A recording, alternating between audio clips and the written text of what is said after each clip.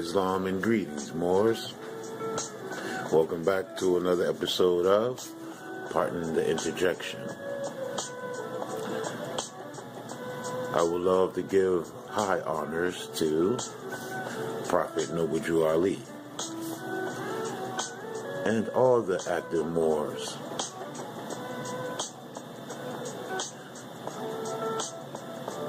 I am your host, Supreme L. Here on Pardon the Interjection, we dig up and divulge information to the people for the upliftment of fallen humanity.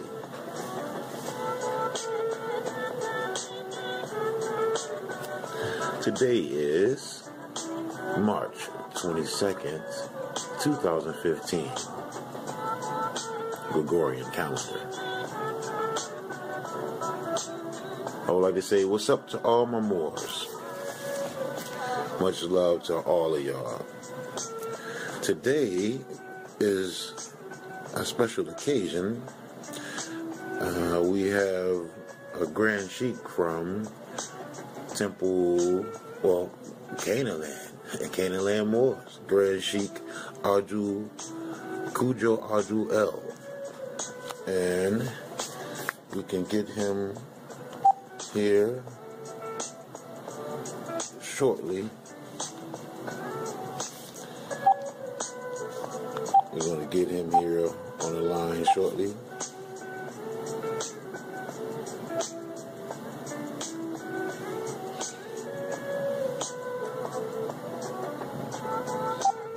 Alright, just give me 1 second to get it together.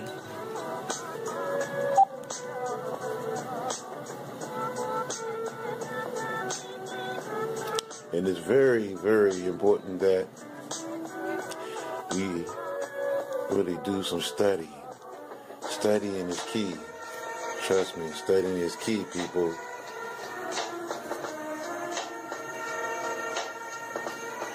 And we're going to get him here in a few shakes. Trying to bring him up on the contact list. And get the number together.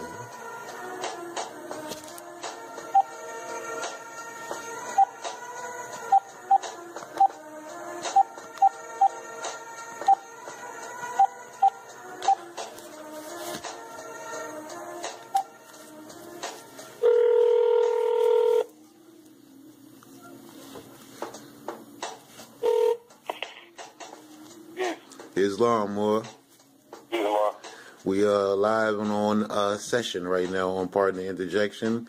My family, I have the Honorable Kudjo Adwo L. Islam. Okay, we was going to get into just a couple of topics that's short today. On Pardon the Interjection, we have to come one of the topics, my brother Los, he say what's up to Kudjo. He says, the culture of hip-hop, then and now. If you can expand shortly on, some of these topics that we bring to you, if you don't mind, brother. Well, first of all, I want to say honors to you for having a forum where Moors could get the information that is desperately needed for our people. Bless. Based on their mental enslavement that they don't want to admit that they have, even Bless. Conscious people. Bless. So, keep doing the work that you're doing because it's definitely needed, and we need more people like yourself to take any chance that they get to try to get this information out to our people. Blessing all things to you, brother. Blessing all things. With regard to hip hop, then and now, I'm a 70s baby. Right. So, we come from the era of, the origin of this so-called genre of music. True. And we know that the genre of music that we grew up on didn't promote criminality. Right. Right. It didn't promote what we call out here in Canaan land looseness or slackness. Right. hype game from the perspective of the DJ. You better know what he's doing behind turntables or whatever like that. There you go. Dancer better know what he's doing. Graffiti artists better have, supreme line control with a spray can. And of course the MC, they weren't biters. They weren't copying what other people wear. You weren't copying what other people said. Right. You weren't trying to sell yourself in order to put out a record. There you go. And may I, pardon the interjection, may I interject 1 second on that? Yeah, for sure. You say graffiti, that's really good. We don't see that much anymore, and that is a part of artistry, right? Graffiti? Right. Do y'all see that? Out here, maybe about maybe early 90s, not even that early, probably maybe mid-90s, late 90s, they had this campaign out here where they would have a phone number where people could call in when they see graffiti, and then they'll bring their suit people to come with their spray cans and spray paint over graffiti, white. They made it as a theme of cleaning up the communities or whatever like that. Okay. And it was really to get the essence of hip hop out of the minds of the people. Right. They were bringing in this corporate construct. Now, with regard to graffiti, one important point that I need to put on the record. Yes.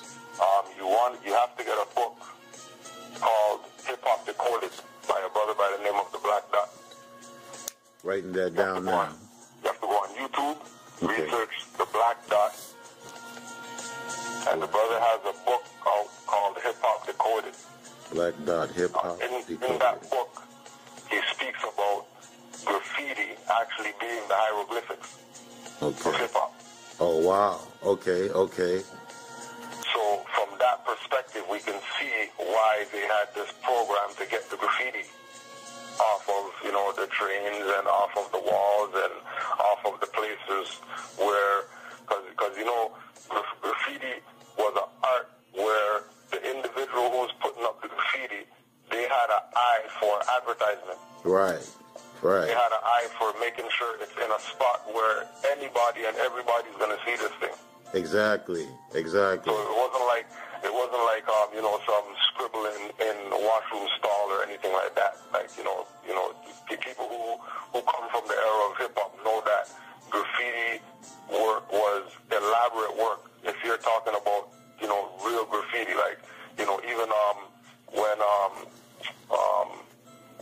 Right On and Source and Word Up magazine or whatever like that, they always had a graffiti section. Right, that's right. Graffiti, take pictures of the best graffiti and post that full page so people could see, the artistry in this thing called graffiti. That it wasn't just some scribbling on a wall. You know what I mean?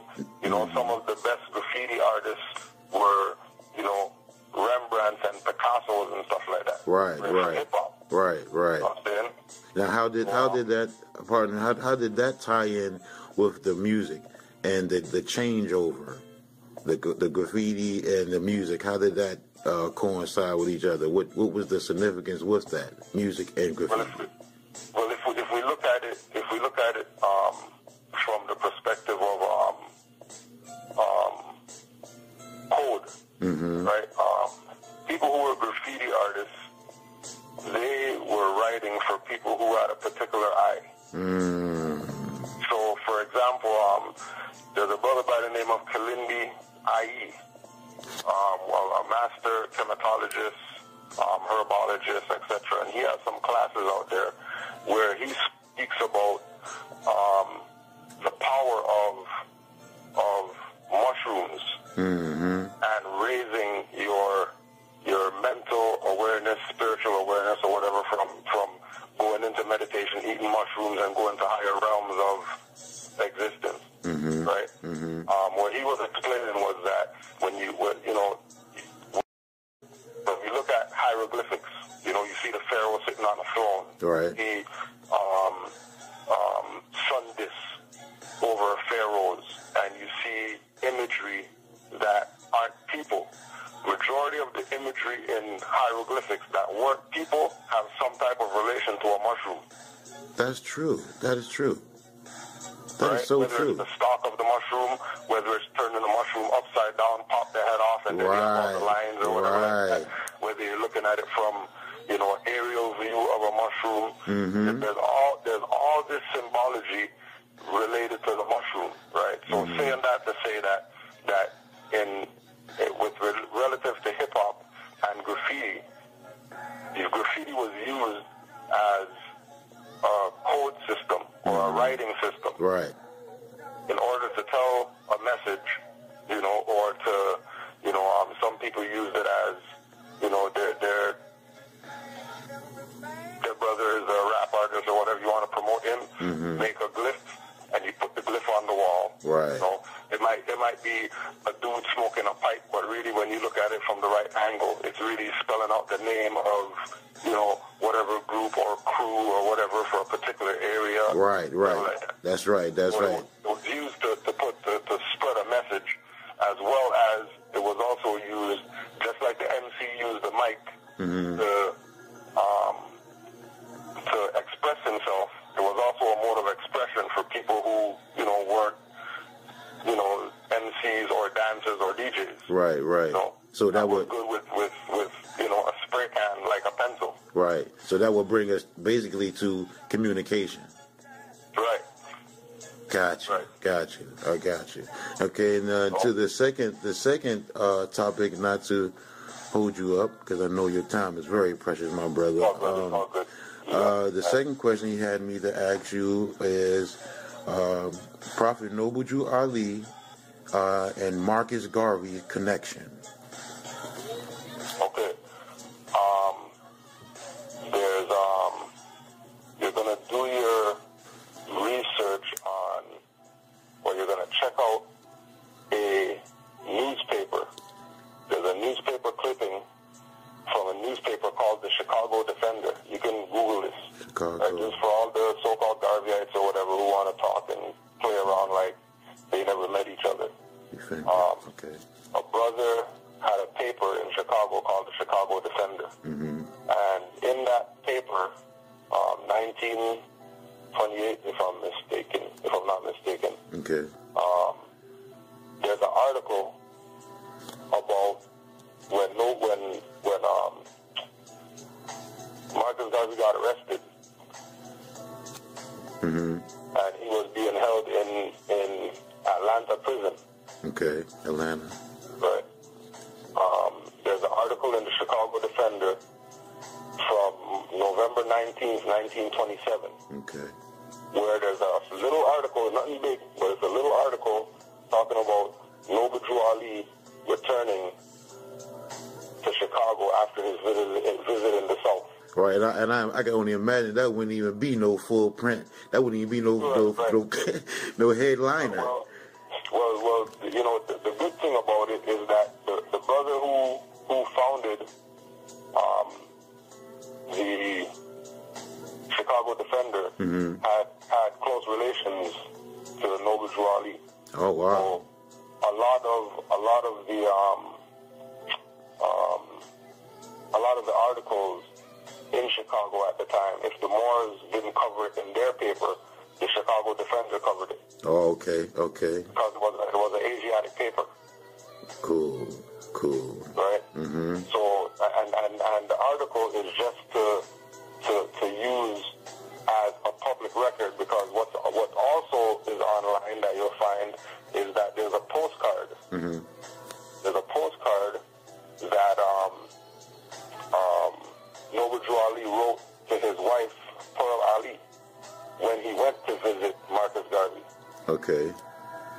Okay. But people like to say that the postcard is a fabrication from the Moors to try to, tie Marcus Garvey, the UNIA black whatever, to the Moors in order for Moors to gain credibility or whatever like that.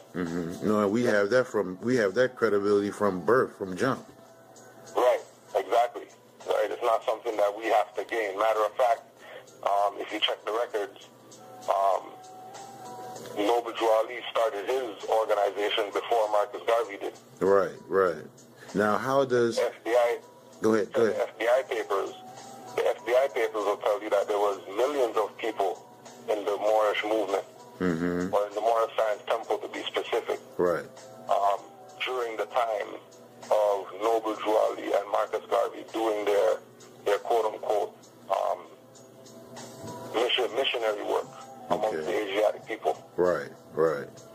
Now, pardon the interjection on. Now, how does the Chicago Defender story with the Prophet? I've heard the Prophet even went to visit Marcus Garvey in there, like you say, and the crash of 1929, 1930, 1931, 2 and 3. Well, what we have now, after the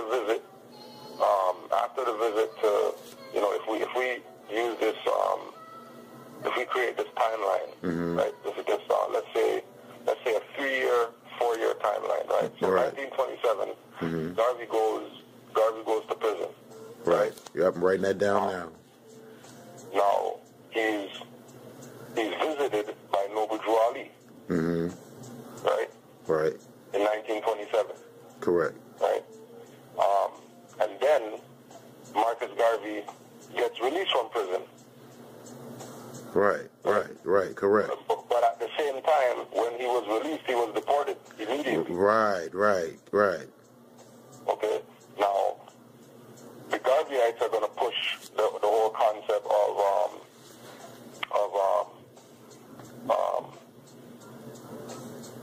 of Amy Jacques Garvey and other members of the UNIA writing letters to the president or whatever like that, and the president taking a position of we're going to honor him, all the work that he did or whatever like that. So we're going to release Marcus Garvey, when that's BS. We already know that Moors don't sit in prison. Right, exactly.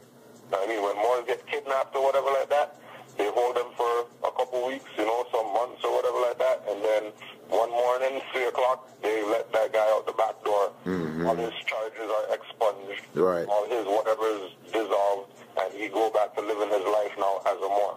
There you go. Because he proved to the jurisdiction called the corporate court that he is really who he says he is. Because, when they pull them up for court dates or whatever, they're not taking no deals, they're not taking pleas or anything like that. They're on their square, regardless of what these inquisitionists choose to do as far as torture tactics to try to get them to break and leave the name on the birth certificate. Right.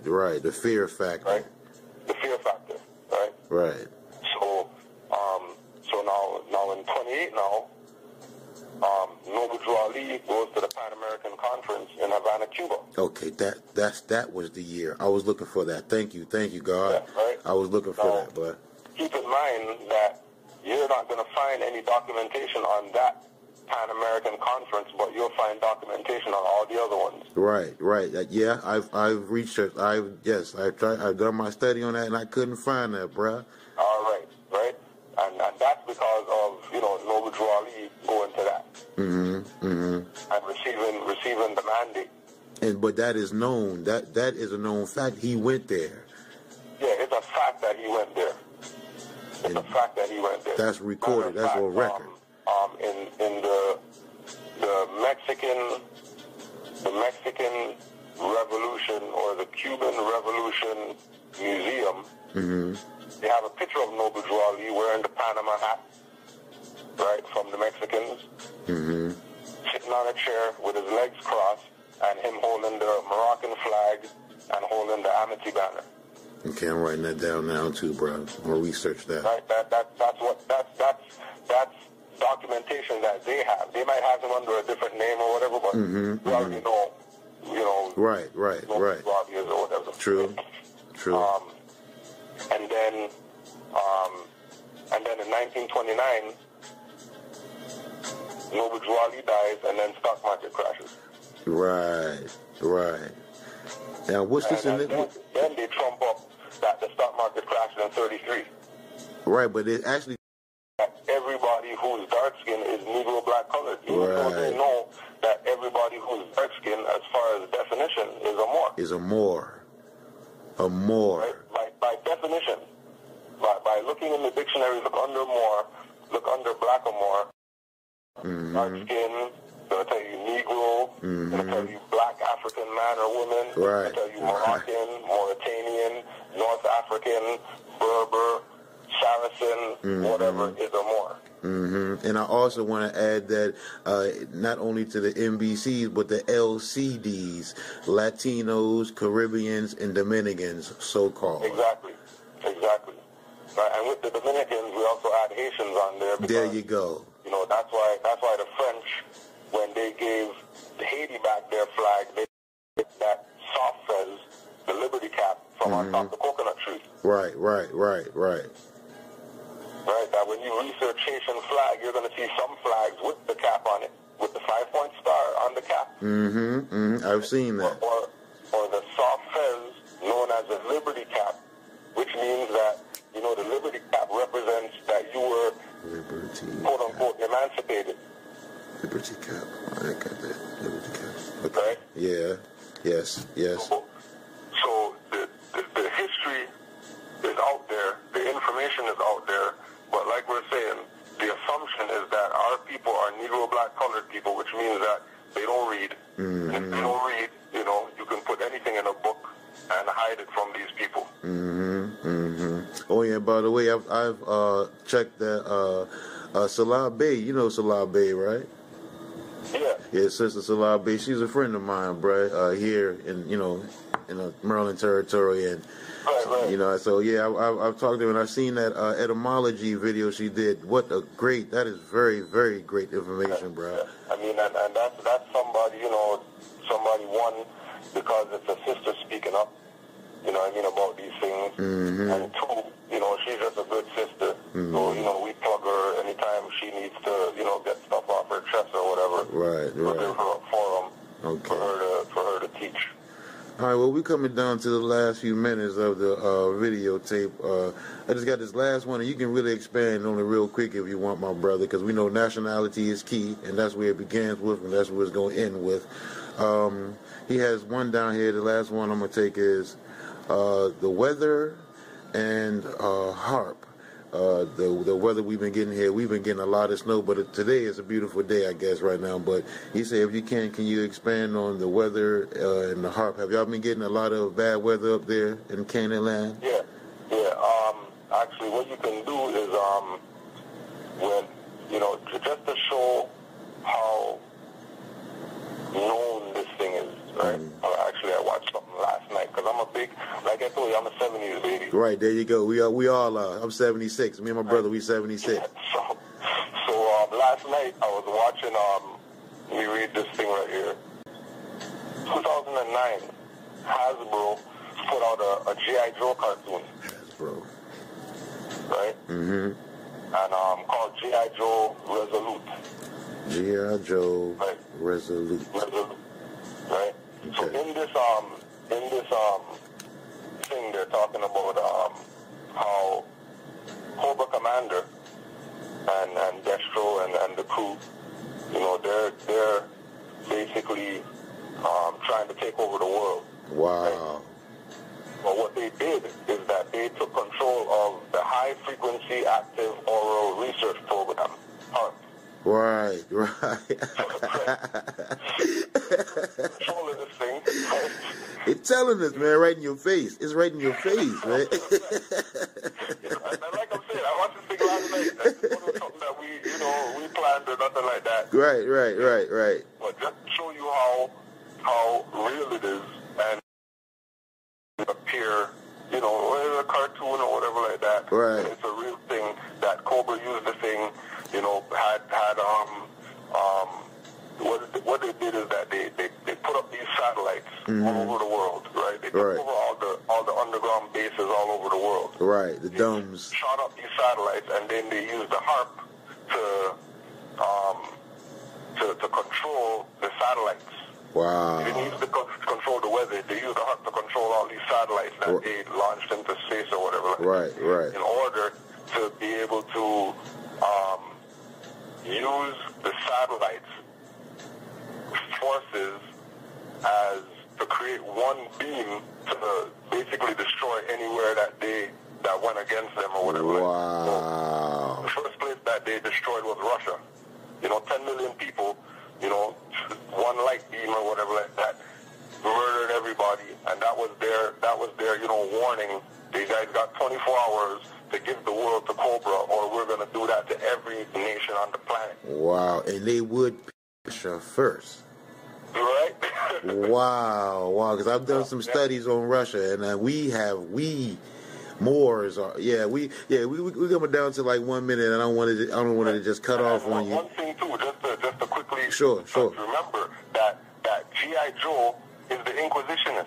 Right. Cobra's really the freedom fighter. Right, exactly. The guise of terrorism or whatever like that. Right. So they try to make it flip-flop. Yeah, don't get that tied with, ISIS and whatever like exactly. that. Those guys are freedom fighters. Those guys are fake Arabs or whatever created by CIA in order to have these wars against Islam because they know that the Moors are waking up. And that's been these 100 years wars. You know what I'm saying? The Muslim and the Christians, so-called, and they want to always, I don't want to get you. We have to do this again, brother. All honors be to you, brother. All honors be to Prophet Noble Drew Ali, first of all, and all honors be to you, brother. Thank you for this time. I really appreciate you. We have to do this again. We have to do this more, brother. I love you. I love you, my brother. Peace and love, Mark. All right, later, brother. I'll call you later. Text the papers to the my phone I gave you this morning, so I can start them papers to you, bro. All right. Peace and love. Peace and love, Mark. And that was Grand Sheik from out of Canaan land.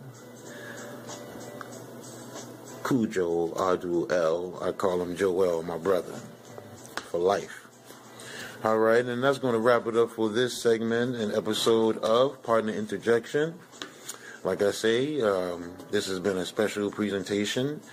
I am your host, Supreme L, for March 22nd, 2015. Like I say, don't believe me, go check it out for yourself, and you'll be amazed at the jewels you'll find on your treasure hunt. I love you, Moors. Got to get out of here. Got to wrap it up and get ready for the next show. Islam, love, and peace forevermore.